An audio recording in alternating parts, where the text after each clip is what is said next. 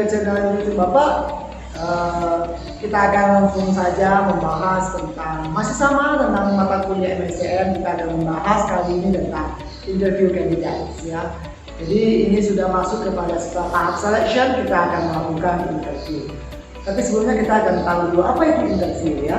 Ada dalam buku dari Deswell yang asli ya. Itu mengatakan a procedure designed to obtain information from a person through oral responses to oral inquiries. Jadi kita ingin mendapatkan respon atau jawaban atas pertanyaan ya yang kita berikan kepada si calon karyawan secara langsung, secara oral ya. Maka ini sangat penting. Nah, tahap interview ini adalah sesuatu tahap yang sangat penting di dalam penilaian kinerja, penilaian calon karyawan kita gitu ya. Nah, ada beberapa jenis interview yang bisa kita lakukan. Yang pertama adalah selection interview. Tadi sudah saya katakan, ketika kita memberikan tes itu juga merupakan satu bagian dari interview di dalam selection ya, maka disebut dengan selection interview.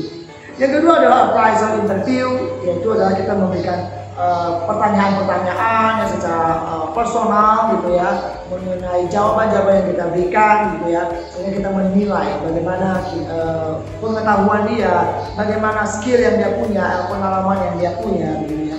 Nah, kemudian juga ada exit interview ya. Exit interview itu adalah interview to elicit information about job or related matter to the employer, some insight into what are right or wrong about the firm. Jadi kita ingin tahu pandangan orang-orang itu mengenai perusahaan kita ya, itu juga bisa menjadi bagian dari interview. Nah, interview sendiri itu ada dibagi dua gitu ya.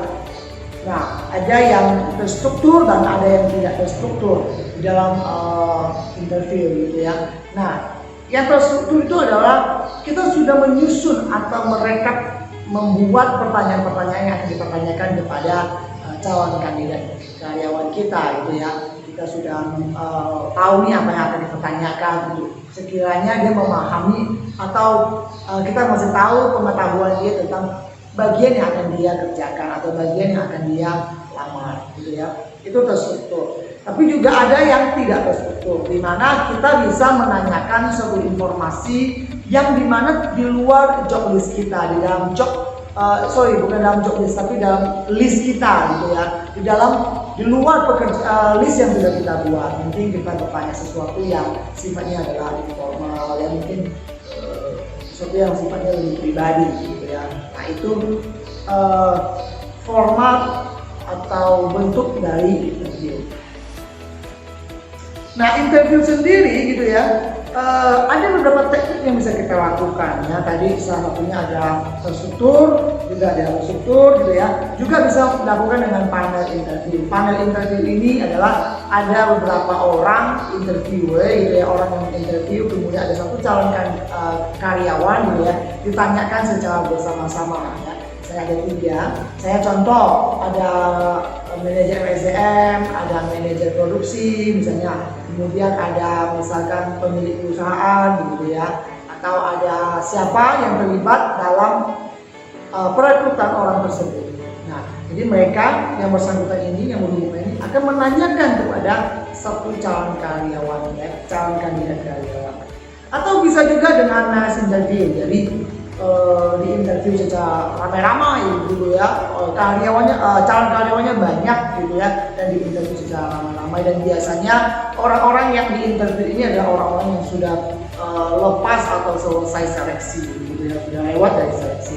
Nah, interview juga bisa dilakukan dengan by phone atau video. Saat ini sudah sangat memudahkan gitu ya. Dulu saya masih ingat waktu saya masih umur 20-an ya, kalau kita mau kerja di luar negeri kita sudah ada Skype ya, bisa melakukan telekomunikasi gitu ya. Namun saat ini sudah begitu banyak app gitu ya, yang bisa membantu kita, memudahkan untuk melakukan interview ya. Sekarang dulu ada Zoom ya, ada WhatsApp, bisa video call, ada Line gitu ya. So kalau kita ingin melamar pekerjaan di luar pulau, di luar daerah yang membutuhkan pesawat terbang, tiket pesawat terbang gitu ya, sebelum daripada kita pergi buang-buang uang gitu ya, ataupun berusaha mengirimkan tiket pesawat yang betul-betul cocok dengan mereka gitu ya, maka mereka akan melakukan interview by phone misalnya gitu ya, atau telepon secara langsung gitu ya.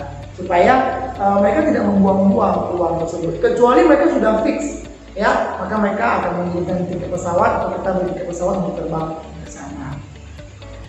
Juga bisa menggunakan tadi computerize ya, tadi sudah saya bahas dengan Zoom itu juga merupakan satu perubahan atau advance dari computerize ya, komputerisasi, di mana bahkan di dalam Zoom itu kita bisa berkomunikasi sangat clear ya. Sekarang ujian-ujian para orang lain yang ujian gitu ya, untuk sidang, skripsi, tesis, disertasi, mereka ini sudah menggunakan virtual telecommunication gitu ya. Mereka bisa menggunakan Zoom untuk ujian, karena di dalam Zoom itu bisa terlihat picture atau video call bareng-bareng gitu ya, jadi bisa dilakukan ujian gitu.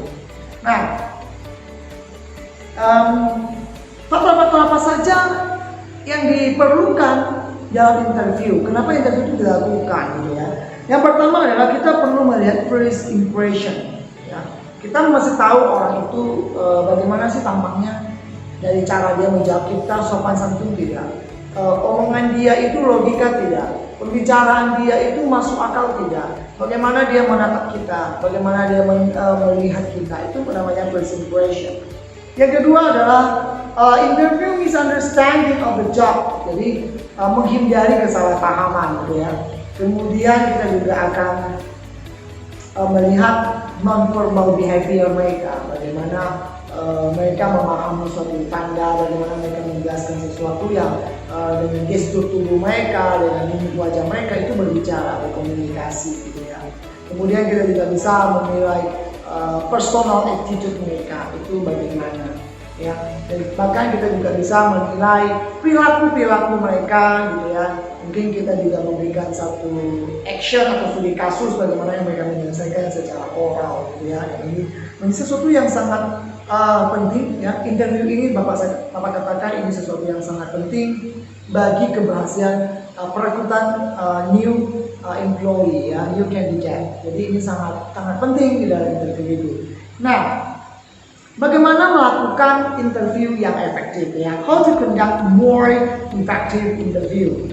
Yang pertama, ini hanya suggestion dari Deslo ya, tentang bagaimana supaya mendapatkan atau memperoleh interview yang efektif. Yang pertama adalah structure your interview. Pilihlah yang structure, jangan yang unstructured. Kenapa? Kalau di dalam structure kita sudah tahu apa yang mau kita tanyakan. Otomatis ketika kita bertanya, pertanyaan itu adalah merujuk kepada pencapaian atau alasan kita mencari new employee ya. Jadi nggak kemana-mana, nggak bias pertanyaan kita ya.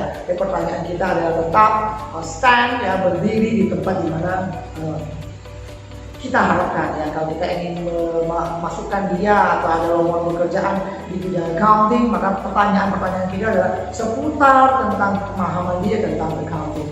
Yang berikutnya adalah prepare for interview ya. Jadi interview itu harus dipersiapkan.